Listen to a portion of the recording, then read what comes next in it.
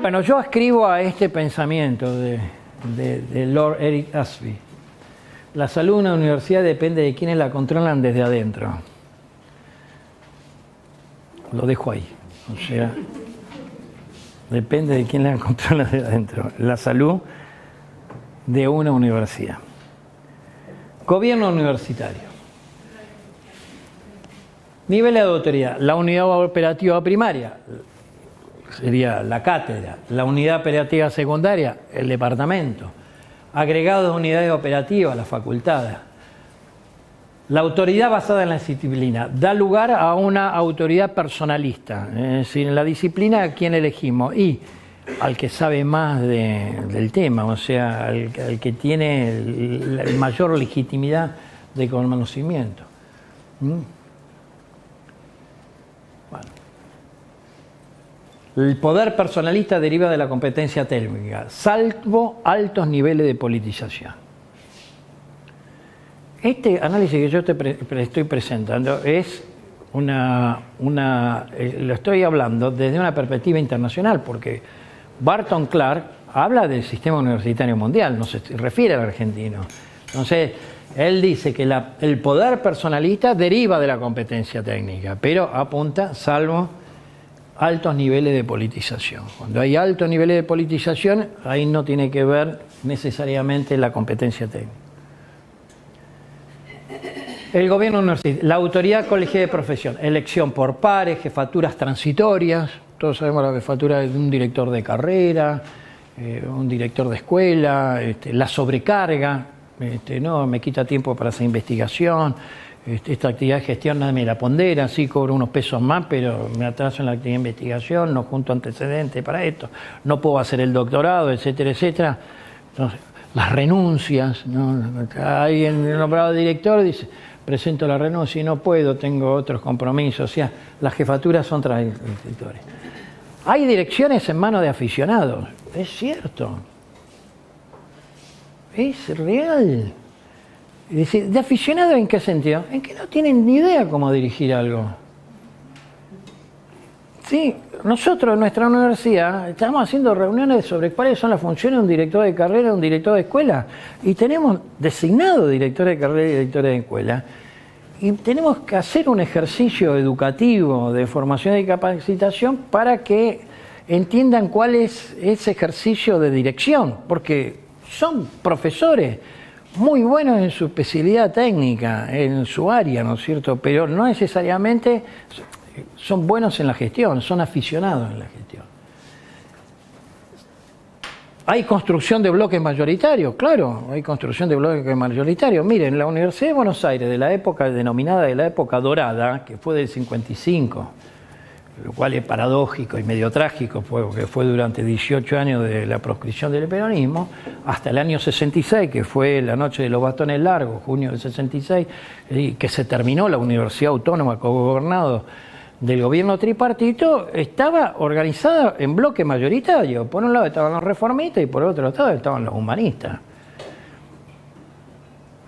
Y estaban profundamente enfrentados, digamos. O sea, esos bloques, bueno, ni que hablar en nuestro sistema, en lo que es esta tradición, que es media, muy idiosincrática de Argentina, que nos miran como una ave rara, digamos, a nivel internacional, de que estamos organizados en bloques incluso político-partidarios. Están los rectores peronistas y los rectores reformistas, o llamémoslo peronistas, el bloque nacional y popular, y los reformistas. Los reformistas son básicamente radicales y socialistas que abrevan y reivindican desde la reforma del 18, etcétera, etcétera, pasaron mal la época del peronismo, por lo tanto son antiperonistas, etcétera, etcétera. 18 rectores firmaron el apoyo a Macri. Y es como bloque.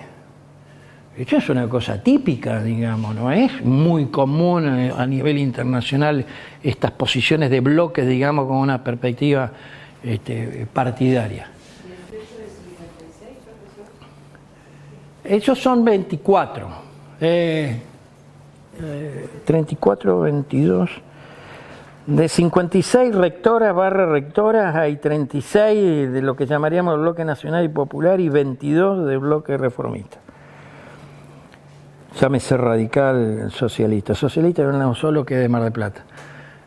De los 22, 18 firmaron. Y un lío bárbaro que salió que la CONADO Histórica cuestionó al rector recientemente electo del Sur, que había firmado que cómo puede ser que la investidura del rector, que no puede comprometer a la institución, que los otros no firmamos ninguna declaración, pero este otro bloque sí.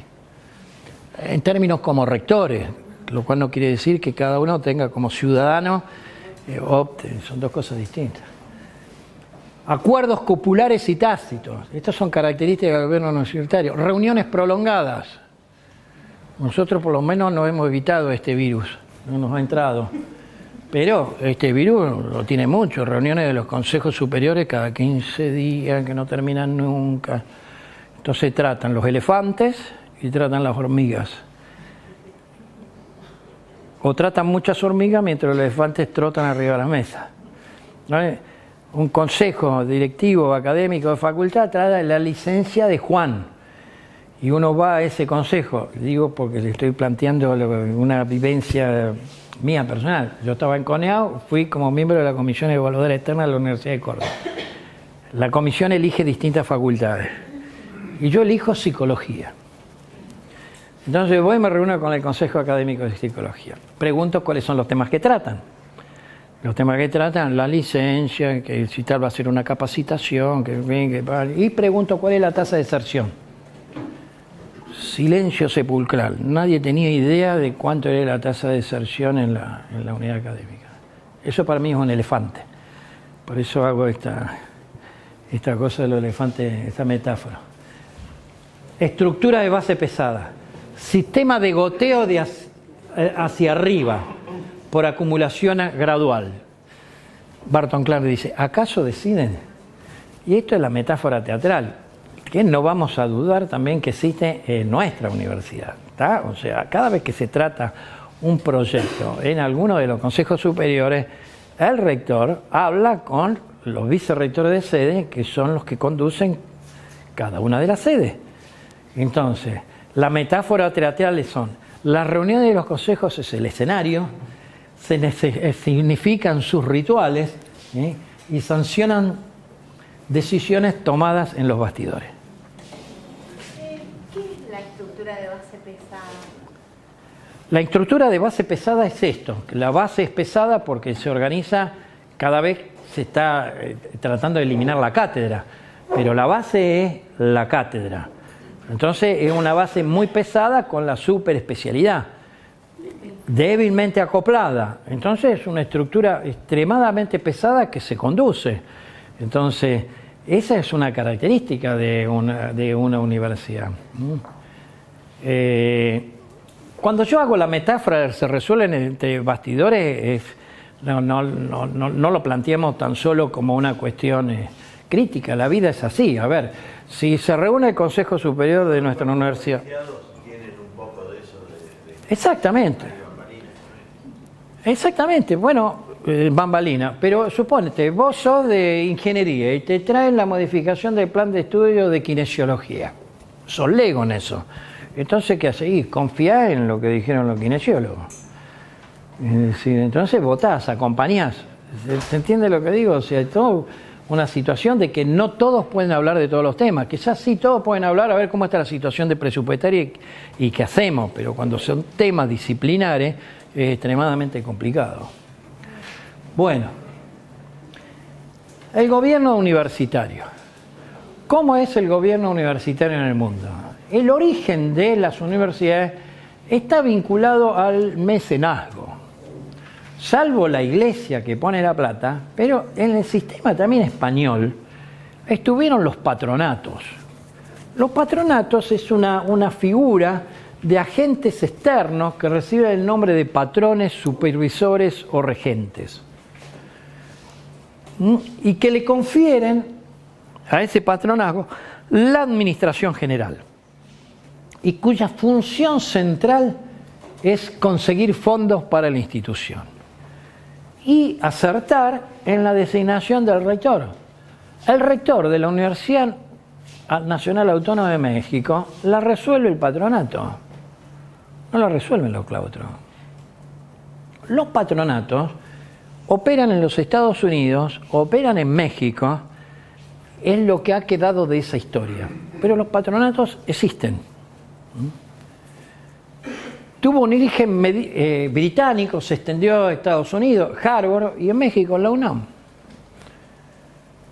Y el patronato lo van rotando ahora por el órgano colegiado de gobierno que va renovando y sustituye uno e integra uno nuevo, ¿no es cierto?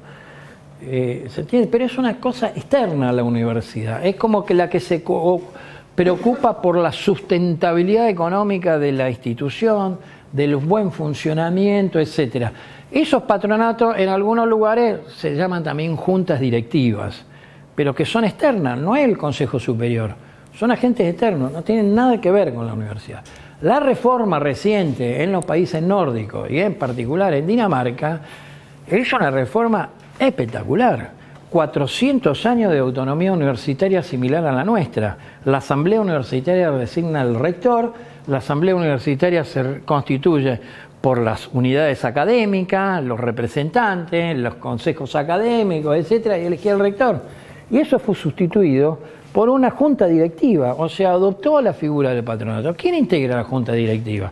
La junta directiva puede ser entre 9 y 11 miembros. Alguien muy bueno en el campo de la cultura, un estudiante, alguien de lo que podríamos llamar la Federación de Estudiantes de la Argentina, por decir algo, ¿sí? Un CEO de un banco, de agentes financieros de financiamiento. En el caso de la Universidad de Copenhague, que tiene una impronta más vinculada a farmacia, medicamentos, etcétera, un CEO de una empresa farmacéutica nacional, capitales nacionales, etcétera, etcétera, en la junta directiva. Y la junta directiva elige el rector. ¿Cómo se elige el rector? Por concurso. Hace un concurso, pone el dinero conjunto para la designación del rector de la Universidad de Copenhague o de Aarhus, quien nos ayudó a nosotros en la época de la Reforma, que fueron los expertos del gobierno de Mitterrand, de Francia. Digo esto para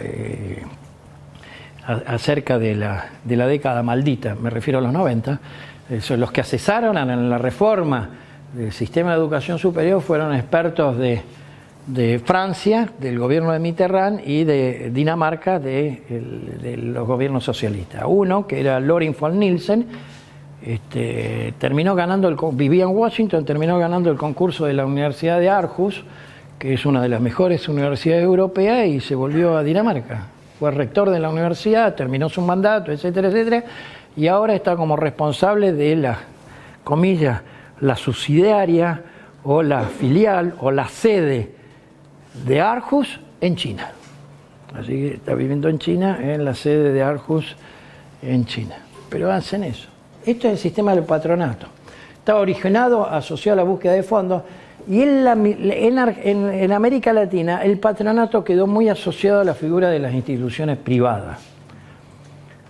A las instituciones privadas. Y de hecho, en Argentina termina siendo así, porque las universidades privadas de Argentina tienen que tener una fundación, una asociación sin fines de lucro que está detrás, que cumple la función del patronato, porque esa es la que designa al rector. Es decir, es la que está detrás de la universidad, no es el Consejo Superior, no son los claustros de la universidad privada, sino que es esa asociación civil sin fines de lucro o fundación, porque en el caso argentino solamente puede haber universidades privadas sustentadas por entidades sin fines de lucro, pues está prohibido en Argentina el fin de lucro de las universidades privadas. No así en Chile, no así en El Salvador, no así en casi todos los países andinos, o en Colombia, que tiene fin de lucro. O sea, hay universidades que tienen fin de lucro. En Argentina está vedada la posibilidad del fin de lucro. Siempre hay tramoyas. ¿Por qué? Tramoyan en el sentido que la asociación hace un convenio con alguien que hace la gestión.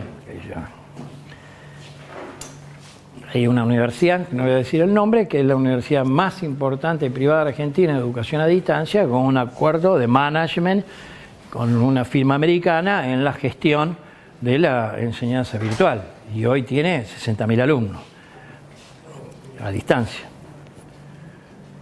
Entonces está la figura de los patronatos. La otra es la autoridad burocrática gubernamental, que es la antítesis ya sea del dominio personalista o el colegiado, que es el propio gobierno el que impone el rector, o la variante del gerente experto, ¿no es cierto? O sea, que contratan, por ejemplo, un rector de la Universidad de Columbia, fue un muy buen rector, y entonces entra en el mercado de los rectores, ¿sí? O sea, lo llaman para que sea rector en otra universidad. Si lo seguimos a Max Weber dice que la universidad es el capitalismo académico. O sea, es una empresa capitalista nada más que académica. En Europa continental hay una combinación del gremio académico, entendiendo acá gremio académico, la traducción nuestra sería de la profesión académica, o sea, de los profesores. Y la burocracia estatal.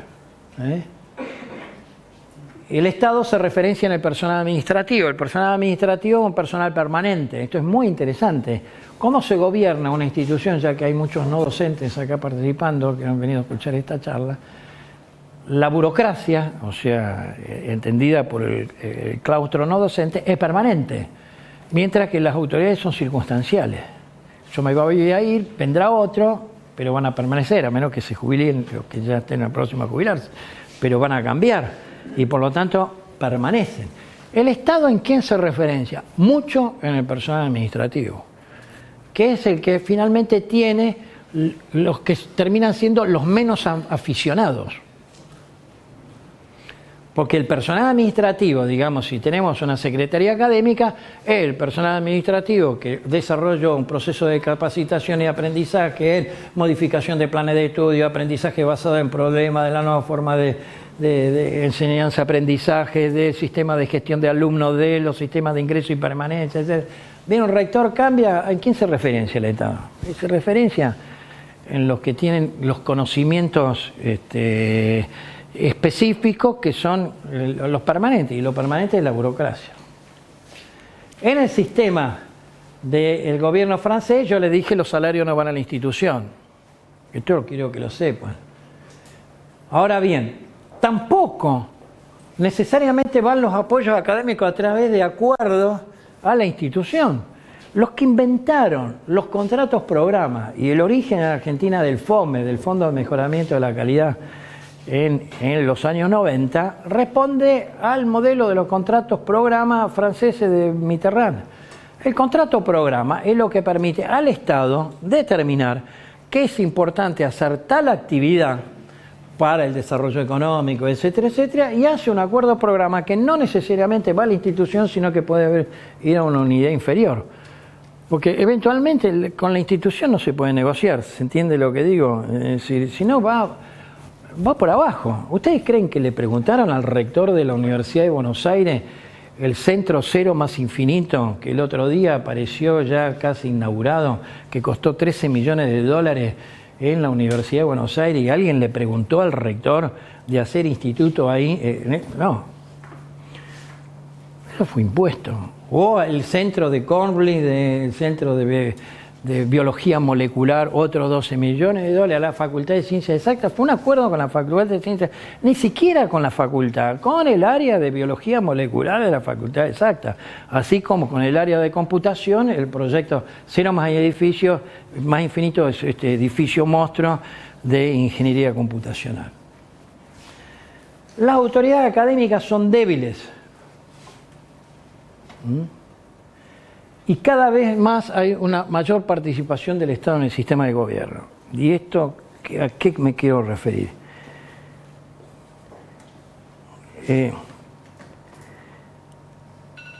Si estamos en la sociedad del conocimiento y en la economía del conocimiento, o si quieren, empecemos.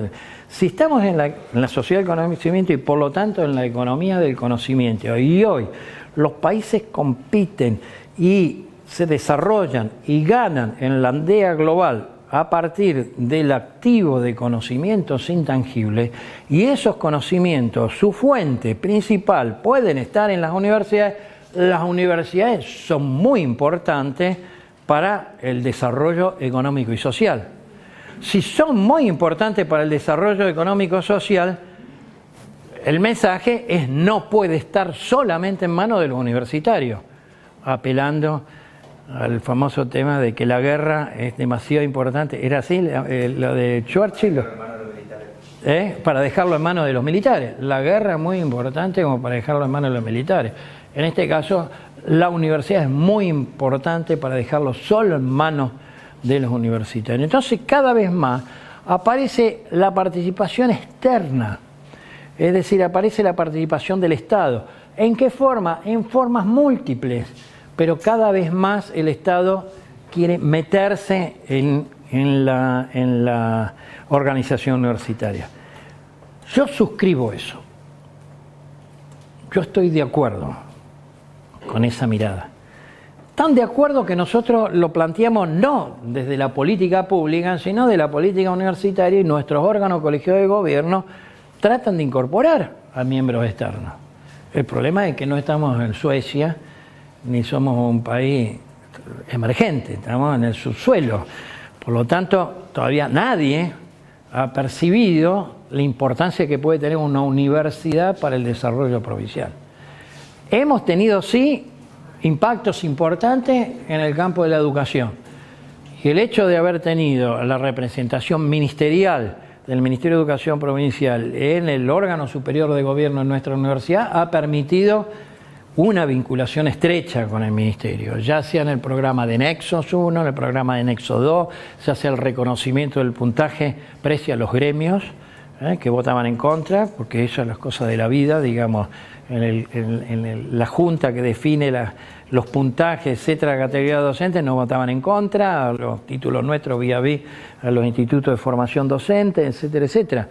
Tal es así que cuando se hace en forma extraordinaria una reunión del CIN fuera de alguna de las universidades del presidente y vicepresidente del CIN, se hizo en nuestra universidad en Bariloche, expuso Mónica Silva y fue unánime de los 56 rectores de la Universidad Nacional que no podían creer que una ministra de Educación hablara en los términos que hablara sobre el sistema universitario, ¿no? O sea, que no nos involucra solamente a nosotros, sino también al Comahue. Pero lo que quiero decirle es que el dominio que tenía, y entonces puso de los programas de articulación y los acuerdos que tenemos con los colegios, etcétera, etcétera, y otros están todavía peleando a ver si pueden reconocer a sus profesores el título. Entonces, bienvenida sea esa participación. Es una participación minoritaria en nuestra universidad, no más del 22% de los cargos son externos. Pero nos cuesta mucho que vengan los productores, nos cuesta mucho que vengan las asociaciones, no de las partes de ciencia o de tecnología. El INVAP participa en el Consejo Superior, en el Consejo Directivo de Bariloche, de la sede andina, y el INTA participa en el Consejo Superior de Investigación de nuestro. Nosotros tenemos 3 consejos, no uno solo, o sea, adoptamos el modelo francés de los 3 consejos, y el INTA participa y es lo que nos permite trabajar mejor con el INTA. No todo, no es para tirar manteca al techo, ¿no? Porque tenemos casos paradigmáticos de relaciones conflictivas y difíciles, pero no tengo ninguna duda que la participación del INTA ha sido muy importante. Pero en todos los consejos directivos hay un lugar para los gobiernos locales. Y no vienen. O sea, los gobiernos locales deberían pensar, los gobiernos locales de los municipios, deberían pensar en cómo puede construir una unidad académica para el desarrollo de la ciudad.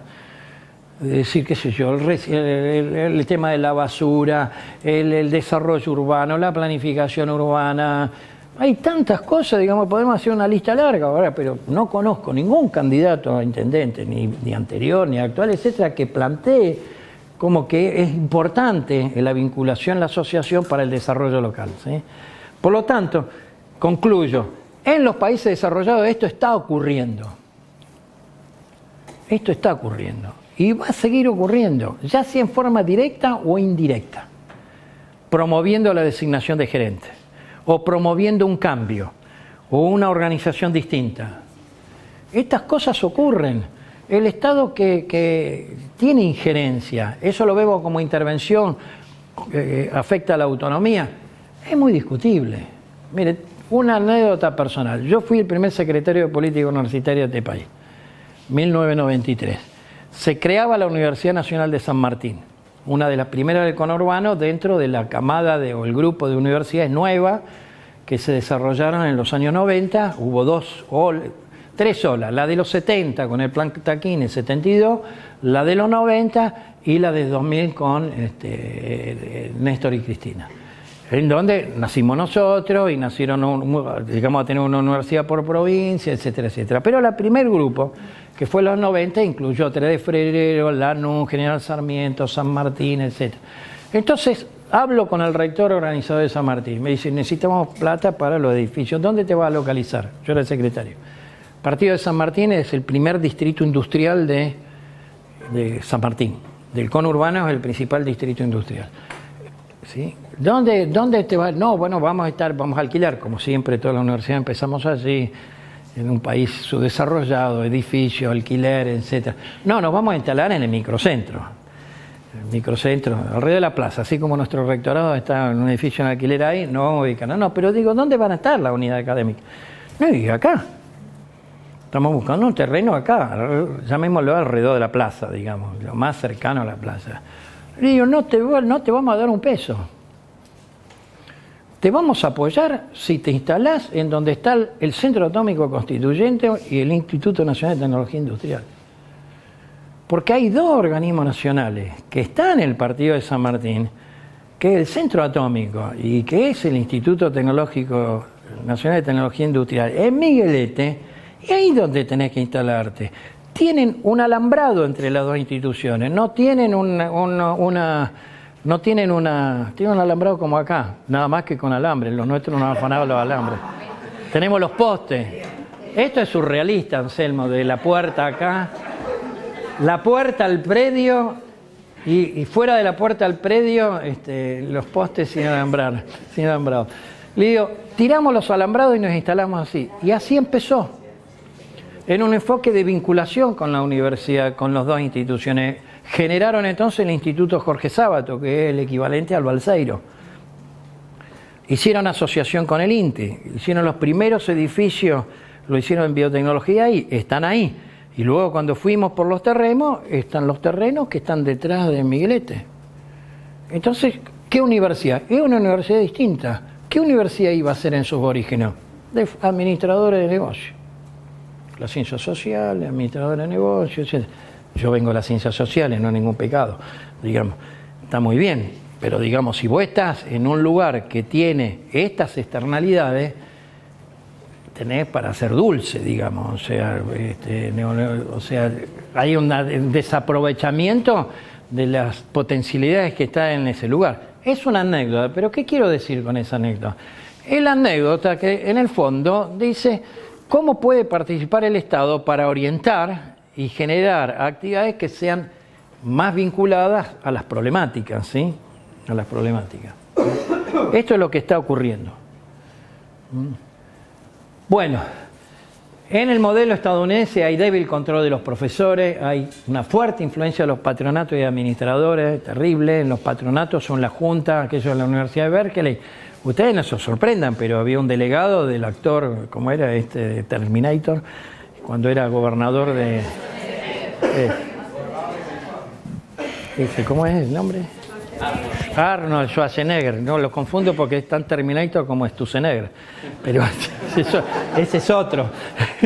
Ese es otro, pero digamos, que participan en la elección del rector de la Universidad de Berkeley.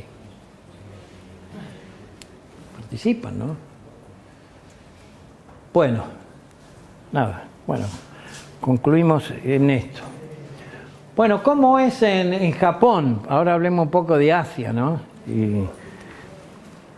¿Cómo es en Japón? Japón es muy parecido al sistema alemán, al sistema occidental. Nada más que en Japón hay selectividad a las estatales y privadas.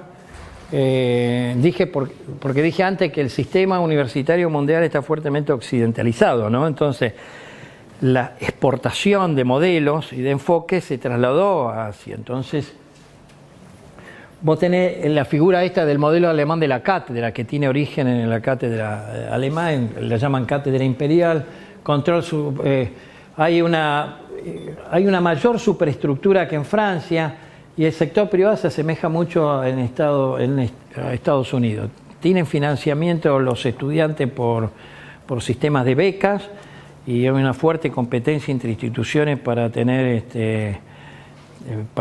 estudiantes, y ahí predomina el sector estatal respecto del privado. Eso es el gobierno universitario en Japón. No tengo muy claro cómo es el gobierno de las universidades chinas. Sí sé bastante de cómo funciona el sistema universitario chino, pero bueno, en China todo son millones, así que son miles de instituciones universitarias. Hay universidades estatales, hay universidades privadas, está arancelado. El sistema de acceso es muy selectivo, pero muy selectivo. Yo lo dije antes, inglés, matemática, chino y una optativa opcional, que puede ser historia, geografía, química, es decir, es opcional. Tiene una duración de 3 horas para cada uno. En el caso de Chile, del idioma, tienen que desarrollar un trabajo. En el caso de las otras es más bien un sistema más convencional del checklist de lo que es un examen. Cámara de seguridad para que no se copien. El tema de la estafa, no pueden haber, la estafa es la suplantación de identidad. ¿Viste que son todos iguales? Entonces, la suplantación de identidad, es decir, eso lo llaman estafa. Cámara de seguridad por la copia. Los recintos son para 35 alumnos en donde hacen el ingreso. Es una cosa monumental. 9 millones se presentan. 9 millones. Gaekwos, como es el nombre de Gaekwos. ¿Y de Corea que tuviste, podés decir algo? De Corea es como Japón. Corea es como Japón. Y los tigres del sudeste asiático es todo similar. Cada vez más tenés la enseñanza en inglés, no solamente en el posgrado, sino en el grado, sobre todo por el tema idiomático de las ¿cómo es el término? No todo es chino cantonés, de los dialectos. Todo el tema de los dialectos conlleva a adoptar el inglés. Está muy occidentalizada. El que ha crecido muchísimo es Australia por la formación en inglés, pero vinculado a Asia. Vinculado a Asia, o sea, es el lugar de formación del inglés del sudeste asiático. No es Estados Unidos, van a Asia, van a Australia. Australia ha desarrollado mucho también la educación no presencial.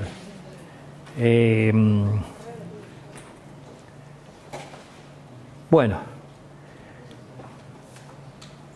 vamos al caso argentino.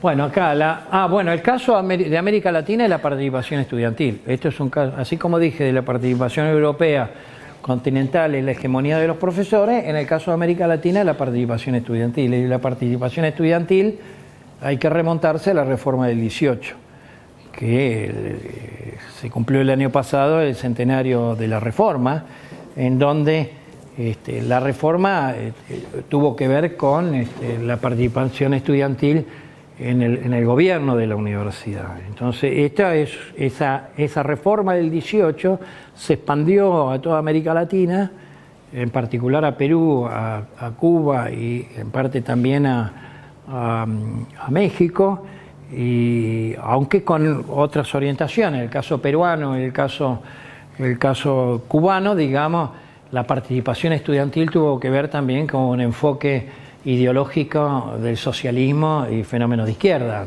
que no necesariamente tenían que ver con cuestiones estrictamente universitarias. O sea, superó las fronteras de la problemática universitaria. Pero las universidades populares de Haya de la Torre, que era un dirigente estudiantil, que fue deportado a México y que crea el APRA, es un ejemplo, digamos, Omeya en Cuba, pero la participación estudiantil es una cosa idiosincrática de América Latina. No escapamos, nadie escapa. Se puede discutir sobre la mayor o la menor participación estudiantil, pero hay participación estudiantil en el gobierno, cosa que ocurre en escaso grado en el resto del mundo. Es muy limitada la participación estudiantil. Incluso luego del Mayo francés del 68, o sea, 50 años después de la reforma universitaria argentina, que no tuvo que ver, la revuelta tenía que ver más por cuestiones de los lugares, de las residencias y el vínculo de hombres y mujeres y el sexo libre, etcétera, etcétera. O sea, la impronta no tiene que ver estrictamente con un tema académico como fue la reforma del 18, en donde se estuvo discutiendo el tema del cierre del internado del hospital de la carrera de medicina de Córdoba, digamos. Estábamos hablando de cuestiones académicas, o la demanda de que los profesores no sean las de las academias y que era una enseñanza enciclopedística, confesional, no laica, etcétera, etcétera. El Mayo francés tiene que ver con otra cosa, pero el Mayo francés tradujo o incorporó también la impronta de la participación estudiantil. Y la impronta de la participación estudiantil se incorporó, ¿sí?, no en el mismo nivel de participación que en el caso latinoamericano. Lugar marginal, pero hay participación de los estudiantes en los órganos colegiados de gobierno. No obstante, aquella primera impronta que avanzó fuertemente en el 68, si yo tomo Alemania, en el 71 reducen la participación estudiantil. O sea, el Estado, ya cuando las aguas se aquietaron, resolvieron que era demasiado y volvieron para atrás. Así que bueno, tenemos el impacto. Tenemos una crisis política recurrente en el sistema latinoamericano. Hay debilidades de los rectores, de las rectoras.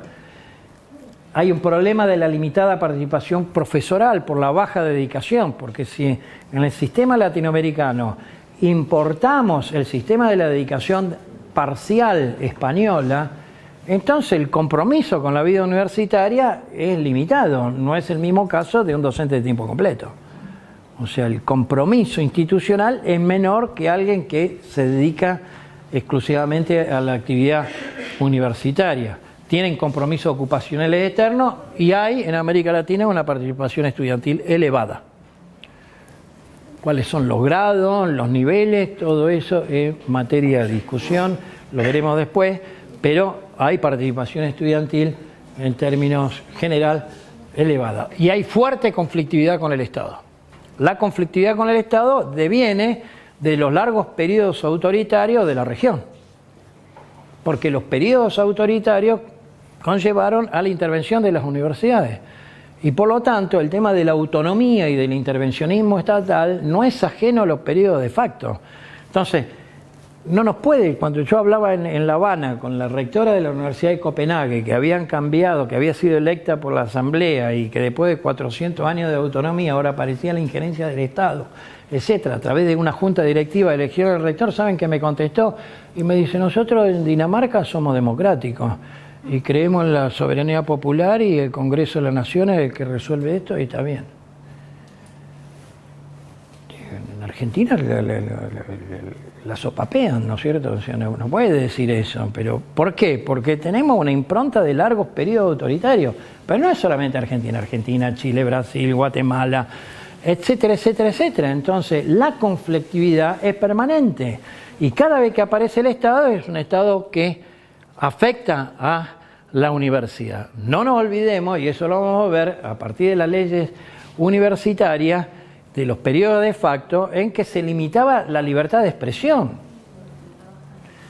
cosa que los chinos no la tienen tampoco. No sé, ya que estoy con China, o dije en una término en China es muy fuerte el control ideológico para evitar la introducción de los valores de Occidente, comillas, como los derechos humanos, o la libertad de expresión o la democracia. Esos son valores occidentales.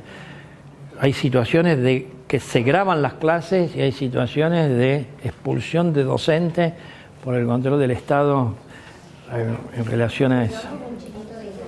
Pero digamos, volviendo al otro, vos tenés situaciones en que las propias leyes universitarias prohibían la actividad de la militancia política y de la expresión. Por lo tanto, cada vez que se rompió la autonomía entendida como autogobierno, entendida como autogobierno, es decir, al Estado lo queremos lejos. No queremos que intervenga el Estado. ¿Está? O sea, hay una fuerte conflictividad que es permanente. Y por el otro lado, en América Latina, fracasó el mercado. Porque esto hay que decirlo. Es decir, todos aquellos que abrevan en el consenso de Washington y por lo tanto en determinados principios básicos del neoliberalismo, como la desregulación, la privatización, etcétera, como que el mercado lo resuelve. Pero el mercado no resuelve nada en su desarrollo. El mercado lo puede resolver en Japón, lo resuelven en Estados Unidos, está bárbaro, hay competencia de profesores, pero eso no funciona en su desarrollo y no funciona en América Latina. Por lo tanto, hay una incapacidad del sector privado de ofrecer servicios, de ofrecer educación de bajo costo, de alta calidad y de acceso amplio. No lo puede hacer el sector privado. Y si lo hace a bajo costo, o sea, no puede cumplir las tres condiciones. Si es de amplio acceso y es de bajo costo, es de magra calidad. Si es de alta calidad, no es de amplio acceso y no es de bajo costo. O sea, no puede hacer conjugar esos tres criterios para que funcione. No lo puede hacer. Sí, por eso que nosotros en Argentina, hoy el sector privado, que fue objeto de un libro que hicimos, el primer libro que hicimos sobre la educación, la universidad privada en Argentina, hablamos de cómo funciona el mercado y hay un grupo de universidades nuevas, privadas, muy buenas, de alta calidad. Más aún, yo le voy a decir, la Universidad de Itela es la universidad argentina que tiene más profesores de tiempo completo respecto a su plantel docente. No hay ninguna universidad estatal que se acerque. Pero es una universidad boutique. Digo boutique para decir que no es de amplio acceso, es de élite. El problema que tenemos en América Latina es que además de las universidades privadas de masa, están surgiendo universidades privadas de élite que sustituyen a las universidades estatales en la formación de las élites y por lo tanto a la clase dirigente. Ese es el problema estructural. El mercado no lo resuelve, pero forman las élites. Porque la universidad estatal tiene todos los problemas que tiene la universidad estatal, las dificultades presupuestarias, del funcionamiento, y ni que hablar de las megas universidades, etcétera, etcétera, en donde todo es un traspié y parece una carrera con vallas para ver si te graduás, etcétera, etcétera. Entonces las élites, ¿qué optan? Y optan por ir a la universidad privada. La crisis del sistema educativo argentino y del crecimiento de la educación privada es terrible porque se correlaciona con el ciclo económico. Toda la mejora que hubo económica en el periodo de 2003 al 2015, la tasa de aumento de la inscripción de alumnos en universidades privadas fue mayor que las estatales. La tasa de aumento de la inscripción a la educación privada en los niveles medios también. O sea, cada vez que tenemos un sendero de crecimiento económico, crece la educación privada y decrece la educación pública. ¿Cuándo crece la educación pública? En periodo recesivo. Entonces, no aumenta el número de alumnos a la privada porque no pueden pagar los aranceles, etcétera, etcétera. Entonces vienen y aumenta la demanda, digamos, por educación superior en las universidades estatales. Ahora, sin embargo, en el periodo que marcaba recién, fue el de mayor crecimiento de nuevas universidades, la tercera oleada de creación de universidades. Sí, pero, a ver, pero si vos, pero, a ver, no. Hay una tercera oleada de nuevas universidades. Veamos, el conurbano. El conurbano lo que modifica es la cantidad de alumnos de la UBA, esencialmente. O sea, le da oportunidad a los que no podían estudiar pero cambia la configuración del estudiantado de la UBA, porque el 60% de los estudiantes de la UBA eran del conurbano. Entonces vos ya tenés la apertura de Hurlingham, José Cepaz, Moreno, etcétera, además de tomar estudiantes que son del territorio y que por lo tanto no se van a tomar un bondi para ir hasta Buenos Aires, que tardan 1 hora, 1 hora y media, para volver 1 hora, 1 hora y media, ¿no es cierto? Y tienen la universidad a la vuelta de la casa, digamos. Vos tenés una mayor... Estoy hablando de que no es que no se expandió, no hay que confundir valores absolutos con valores relativos. Cuando venís acá, nuestras universidades o las universidades patagónicas, véase, les cayó la matrícula a la Universidad del Sur. O sea, la Universidad Nacional del Sur era la Universidad de la Patagonia.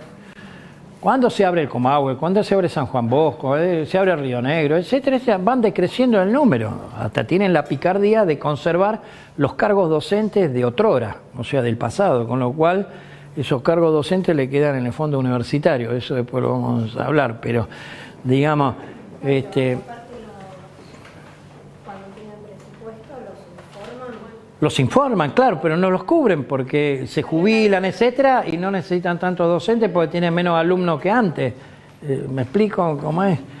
Pero esto, vos tenés un tema de valores absolutos, pero tenés un tema de valores relativos.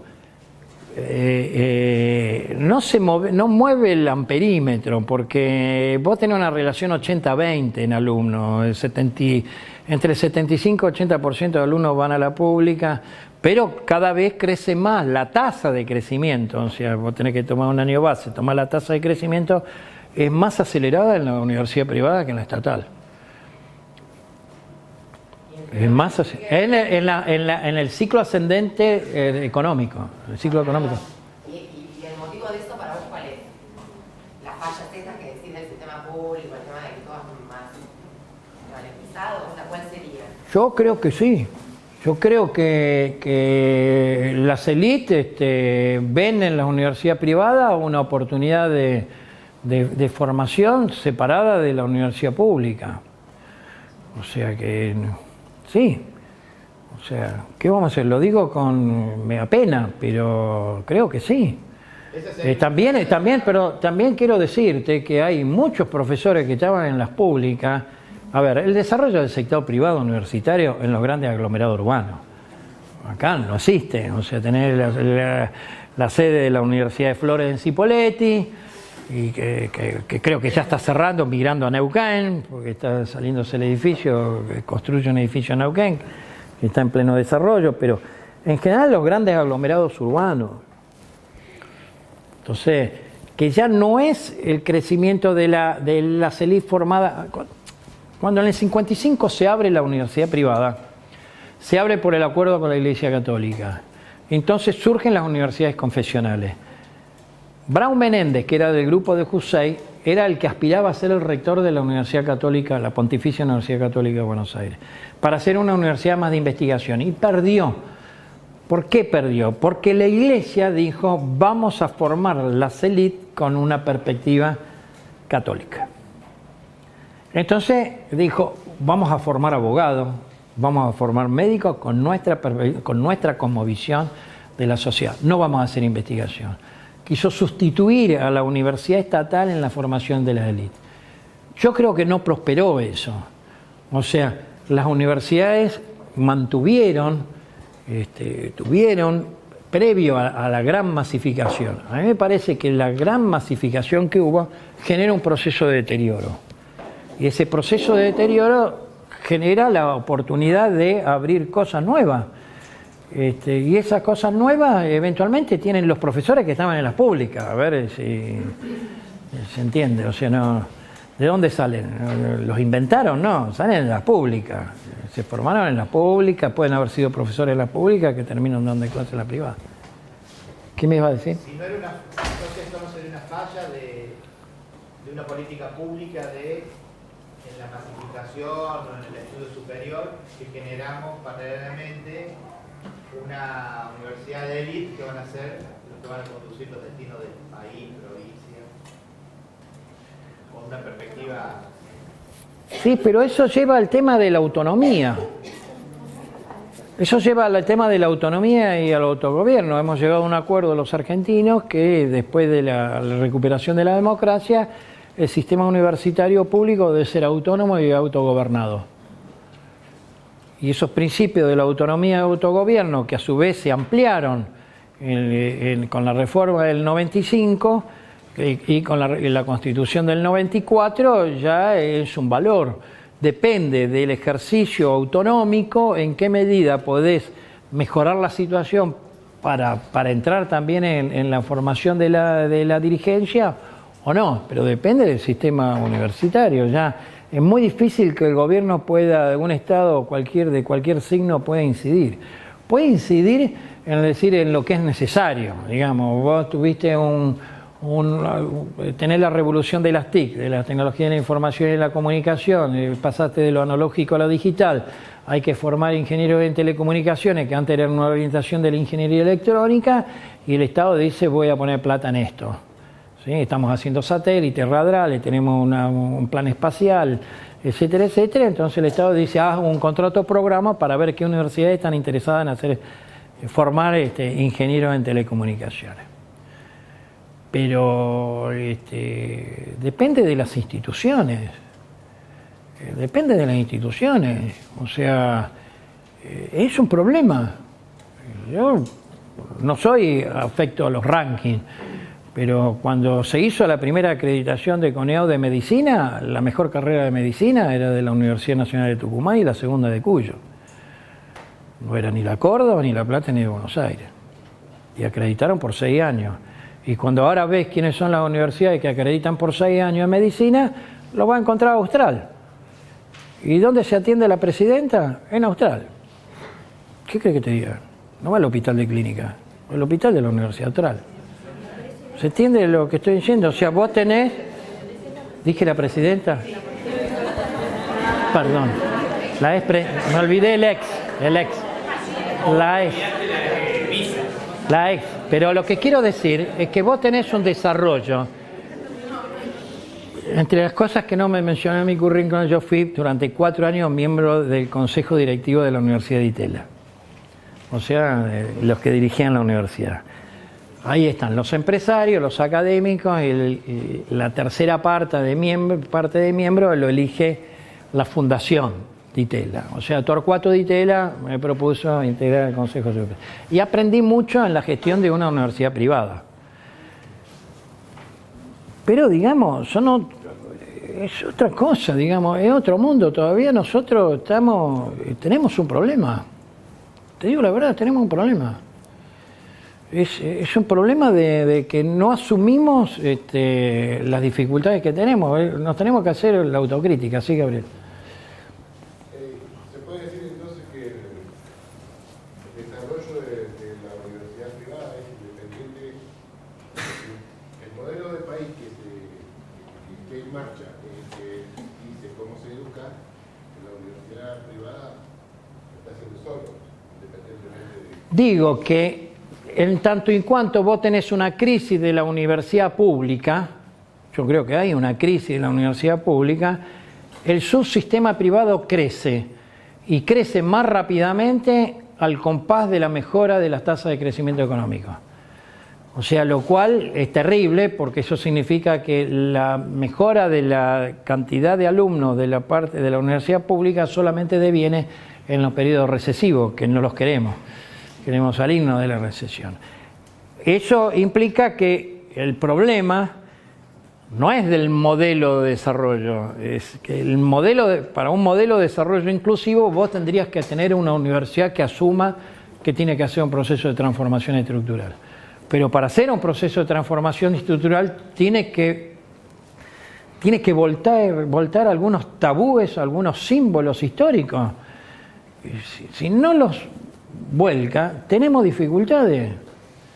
Ese es el problema que veo, no sé si me explico. Tenés fuertes dificultades. Entonces, y para eso sí necesita fuerte apoyo del Estado desde el punto de vista de financiamiento. O sea, vos tenés que tener un mayor financiamiento del Estado, pero un financiamiento orientado a la transformación. No necesariamente todas las universidades públicas que se han creado en la última ola son factibles y se justifican. Hay cosas que se hicieron mal. Porque el marco regulatorio para hacer una universidad estatal es que tiene que tener un estudio de factibilidad previo. Y no quiero hablar de nadie mal, pero no existe una universidad solamente en una ciudad de 30.000 habitantes. Eso no existe.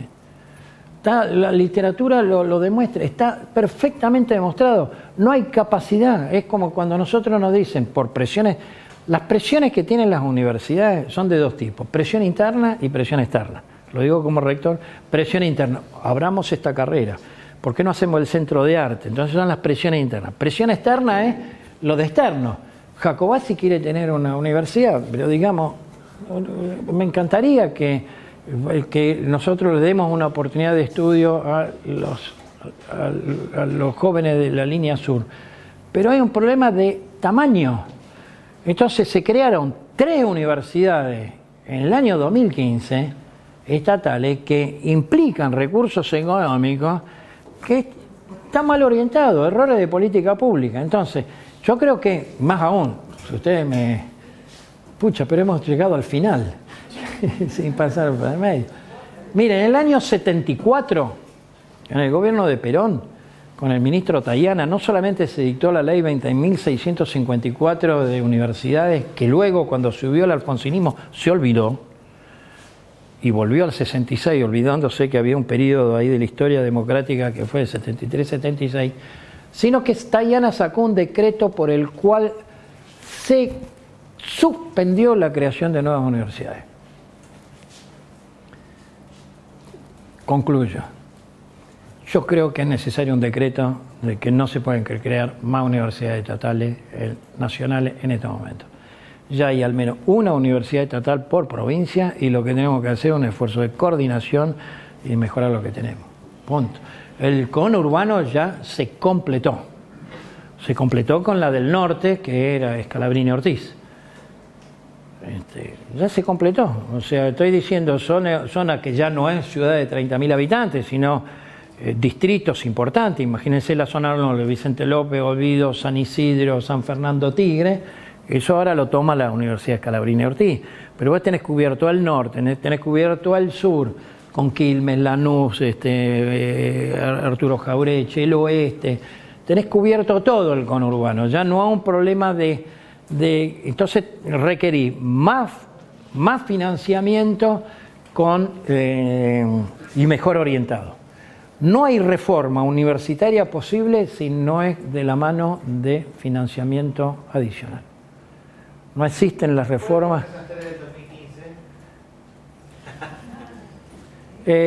Alto Uruguay, San Antonio de Areco y Comechingones. Comechingones, Merlo, provincia de San Luis. Ya me parece puedo anotar una cuarta, Villa Mercedes, a 60 kilómetros de la ciudad de San Luis, en donde... ¿Cómo? Claro, pero en Villa Mercedes existía la facultad de la Universidad Nacional de San Luis. Entonces, se mantuvo la facultad de la Universidad Nacional de San Luis y se abrió una nueva universidad en Villa Mercedes, digamos. Es un delirio, ¿me entendés?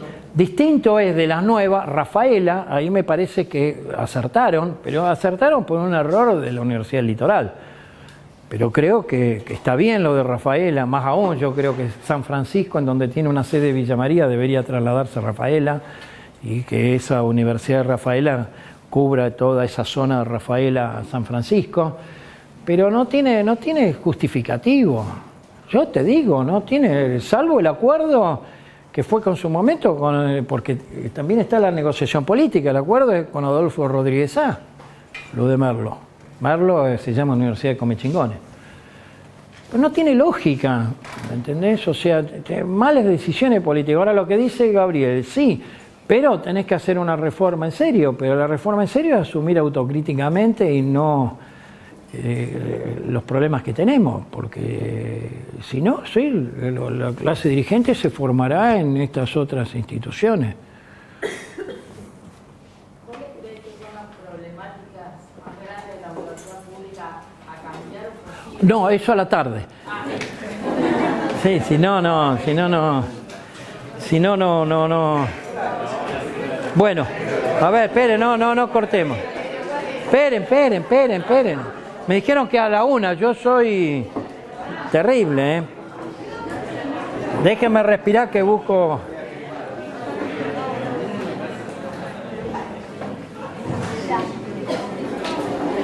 Bueno, vamos a ver un poco de...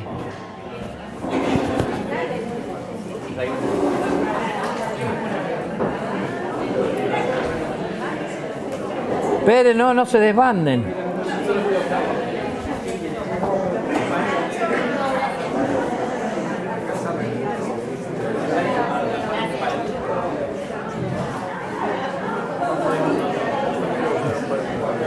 ¿Dónde tengo? Bueno. Esperen, no se vayan, volvamos. Sí. Sí, bueno, miren. Sí, dale. A partir de esto que señalabas, se genera una tensión muy fuerte entre lo que es la autonomía, pero no en términos de un cheque en blanco que el Estado da, sino que tiene que haber una fuerte vinculación de las universidades nacionales con la realidad nacional, Sí. con la situación contextual. Pero por otro lado hay una pérdida en el sentido del rol del Estado desde el momento en que se habilita la creación de universidades privadas, y más aún cuando esas universidades responden a una libertad de empresa que tiene los recursos materiales necesarios para sostener direccionadamente la construcción de una élite, la formación de una élite que atenta precisamente contra valores democráticos, valores mayoritarios, que pueden ser los intereses generales y globales de la sociedad. Es decir, prima una lógica empresarial de sector que tiene la capacidad de un financiamiento de universidad privada o de un centro de estudios, etcétera, versus la lógica que debe imperar en una situación digamos global que una universidad pública representa en términos de diferentes posiciones políticas. Esa diversidad favorece la posición a ver, activa del Estado. más o menos, pongamos, si no, vamos a pensar que todo lo que se forma en la universidad privada tiene un pensamiento ideológico, llamémosla de derecha. No es tan así. A ver, en Ditela está Sturzenegger, pero también está Pablo Gerchunov, que denunció las acciones en la bolsa del día viernes antes de las elecciones, y los dos están en esa universidad. También está Juan Carlos Torres y Ana Mustapik. O sea, es un poco más complejo. Las universidades privadas en Argentina hoy se autorizan a funcionar en un sistema de regulación muy estricto, que es, no pueden tener fines de lucro, lo cual no quiere decir que no tengan sponsor. ¿Sí? Porque, a ver, la Universidad Austral se hace por una donación de Pérez Compán. La Universidad de Ditela está sponsoreada, entre otros, por Techín. O sea que fuera de los aranceles vos tenés aportantes de fondo, pese a que no hay una ley de mecenazgo en Argentina. Cosa que sí lo hay en Estados Unidos. Entonces uno cuando dice en Estados Unidos, también ¿por qué crecen las universidades privadas? Bueno, porque aportes que hacen este tipo de organizaciones tienen una desgravación en el impuesto a la renta / impuesto a la ganancia. Pero en Argentina eso en los 90 se eliminó. Quiere decir que los aportes de Pérez Compán para Austral o de Techín a Ditela son aportes que no tienen una promoción impositiva. Tercero, tienen fuertes regulaciones para operar, porque el problema de la autorización de universidades privadas es el tema de que el Estado luego debe cumplir con la obligación del derecho a la educación. Es decir, si una universidad privada se cae porque no es sustentable económicamente, el Estado se tiene que hacer cargo. O sea, se tiene que hacer cargo del completamiento de los estudios de esos alumnos que fueron a la universidad privada. De hecho, Argentina es uno de los países, a mi juicio, del país de América Latina con mayores restricciones a la creación de universidades privadas. Las universidades privadas, de hecho, hoy tienen una representación que no supera el 20% del estudiantado. Sí. Ok, ahora, las universidades privadas también, algunas se desarrollaron a partir del tema de que teníamos un sistema universitario no cubierto completo, pero además teníamos mega universidades. Tomemos el caso de la UBA. La UBA entra dentro de las mega universidades. La literatura indica que no es conveniente una universidad con más de 50.000 alumnos, que resulta algo no administrable. O sea, hay un problema de tamaño. Entonces, si los estudiantes de medicina de la UBA luego hacían la residencia en el hospital italiano, pongo un caso, o en Favaloro, y ahora esas instituciones crearon el Instituto Universitario del Hospital Italiano y el Instituto Universitario Favaloro, es porque en el territorio de la Ciudad de Buenos Aires había margen para la formación en ciencias médicas que superaban el estrecho límite de la Universidad del Estado. Entonces, no es tan mal que se desarrollen las privadas, ¿no? Yo no tengo una mirada en contra de la universidad privada. Como no lo tengo, y lo digo, como no lo tengo en la educación privada, digamos, de niveles medios, qué sé yo, a mucho le hubiera costado estudiar la secundaria en la Patagonia sin ir a un colegio salesiano, y soy agnóstico, o sea que no tengo una percepción vinculada al tema del catolicismo. En muchos lugares esos institutos de educación confesionales hacen una función social no menor, digamos, no son lo que vos decís, no pueden tener fines de, aparte en el caso argentino no pueden tener fines de lucro, en Chile tienen fines de lucro. Entonces la crisis de esos países son que tienen pocas regulaciones, por lo tanto se las puede denominar universidad garage, despectivamente, así como están las boutiques, universidad garage, o pueden quebrar. ¿Quién se hace cargo del muerto si quiebran? En Argentina quebraron algunas y se tuvo que hacer cargo el Estado de alguna manera, ¿no? O sea, la Universidad Barilán privada quebró, que estaba vinculado a la AMIA, no, ¿cómo es la de la DAIA? Era de la DAIA, el presidente Berajan, era la Barilán, quebró, la heredó Maimónides, ¿sí? Quebró la del Banco Patricio. No llegó a ser universidad. Sí, ¿cómo que no? O sea, el Banco Patricio, sí. Ahí estaba Pepe Nun. Sí, estaba en la calle Callao, no sé si Sarmiento, etcétera, había posgrado. Quebró.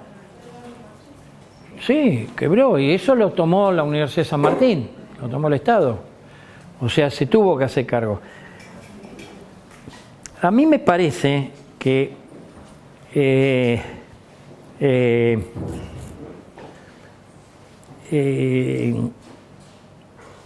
la universidad estatal tiene que recuperar eso, no solamente de una perspectiva ideológica, digamos, más aún, digamos.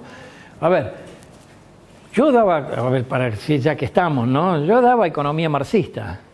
Algunos van a decir, y es un pescado rarísimo, ¿viste? Daba reproducción ampliada del capital, tomo 2 y teoría clásica del imperialismo, Lenin, Bukharin y Rosa de Luxemburgo. Así que fíjense a qué me dedicaba, digamos, a mis años juveniles. Y teoría de la dependencia, desde Faleto y Cardoso a Bania Bambirra. Así que, pero digamos, hoy formar en la Universidad Estatal Economía, vos tenés que dominar ciertas cosas de la economía, de la finanza, que no lo hacemos, ¿viste? No puede ser que no lo forme la gente en el SEMA. ¿Me entendés? En USEMA, la Universidad de SEMA, en donde se formó Vudú. ¿Se entiende lo que quiero decir? O sea, tenemos que dominar eso, no puede ser que no dominemos esos conocimientos, eso es lo que me quiero decir. Y dominar esos conocimientos no significa tener un enfoque neoliberal, sino que tener que, para hacer un enfoque de un modelo de desarrollo distinto, o sea, si vos querés, estamos simplificando, contrario al neoliberalismo, lo puede hacer bien, si no tenés dominio de determinados conocimientos que por razones ideológicas resultan ser adversos y hay una aversión a dominarlo. A eso me refiero, si podemos formar, es decir, si no terminamos apelando a esto, o sea, ¿me entendés? O sea, terminás apelando a los de Tucenegre, estamos mal. Esa es mi preocupación. Hablo desde la economía, ¿no? O sea, finalmente, ¿a qué economista vamos? Es decir, bueno, ¿quiénes son los que saben de esto?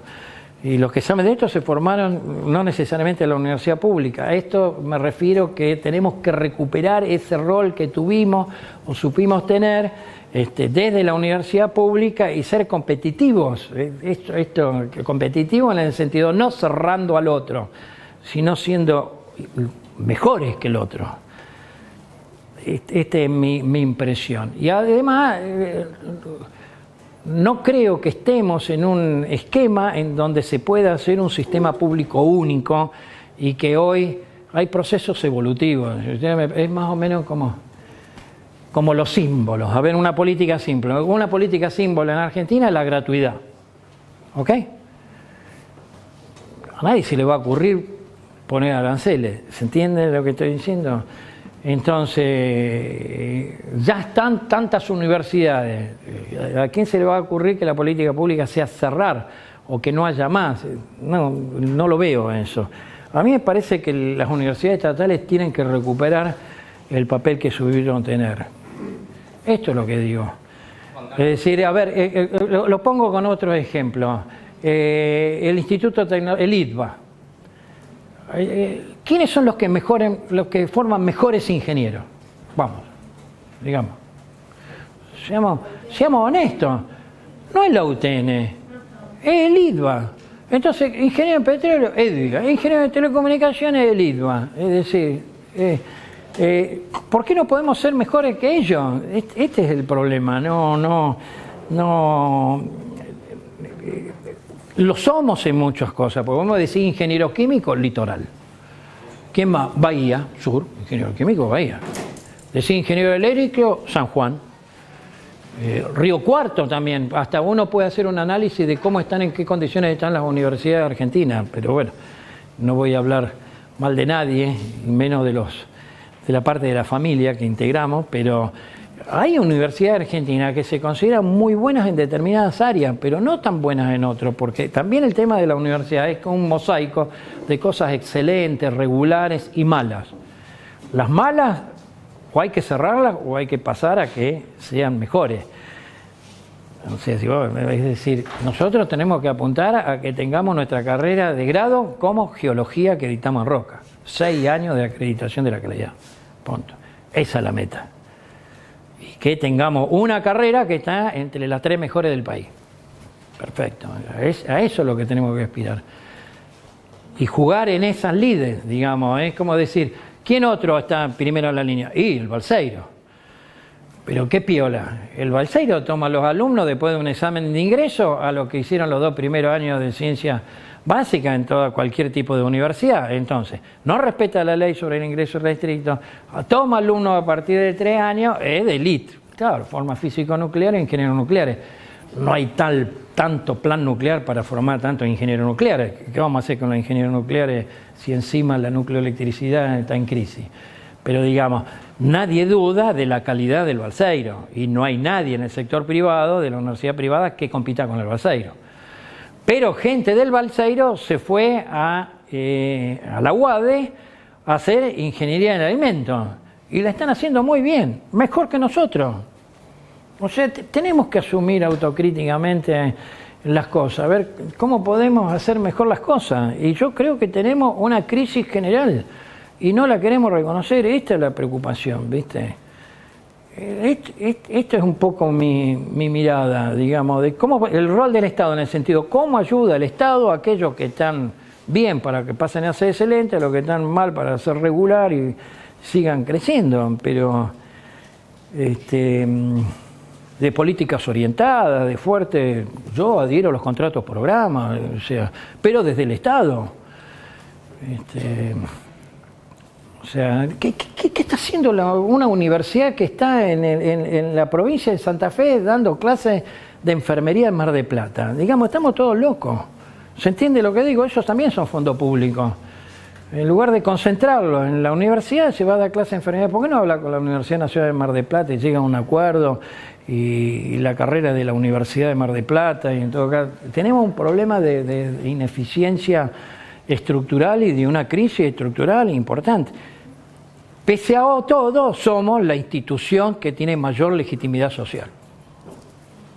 Porque cualquier encuesta que haga, te va a parecer que las universidades, pese a todo esto, quizás soy muy autocrítico, pero todos tienen un nivel de reconocimiento social importante, una legitimidad social importante.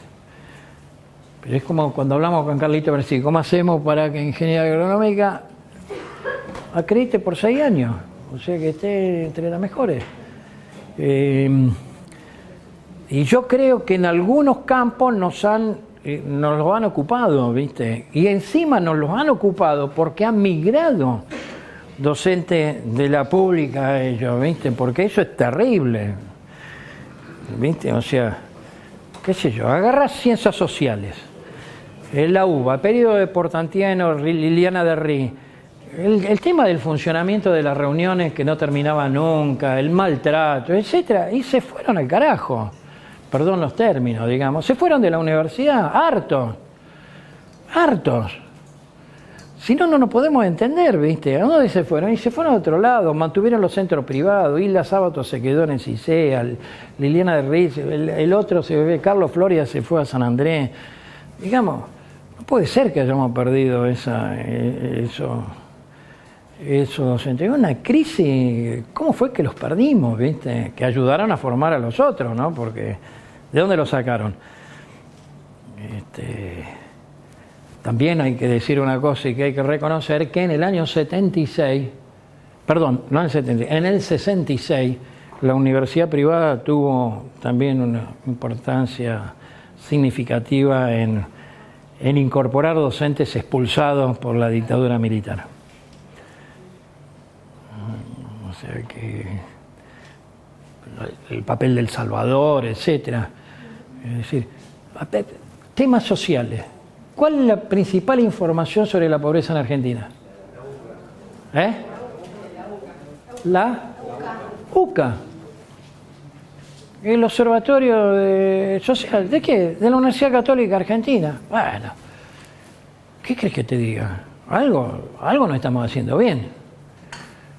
¿Cómo puede ser que el Observatorio de la Pobreza sea, que es un capo, Agustín Salva, investigador del CONICET, localizado ahí? Que mirá vos en inteligencia ahora para proponer, para el directorio del CONICET, que tiene que ser un representante de las universidades públicas, hay 3 candidatos, uno es el rector de San Luis, el otro soy yo, y el tercero es Agustín Salva.